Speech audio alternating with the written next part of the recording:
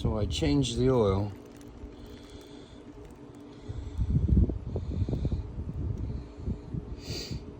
Every time you change your oil, you want to get rid of, empty this.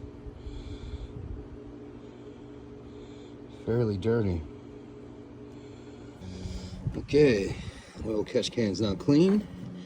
I would say it had about a half a cup of oil in it. This rubber seal here is good. Now I put this stainless steel scrubby in it to make sure that none of the oil can come back up into the hose and get into the engine. And don't worry, I made sure there's no stainless steel in it. Particles. And the oil here doesn't look all that bad.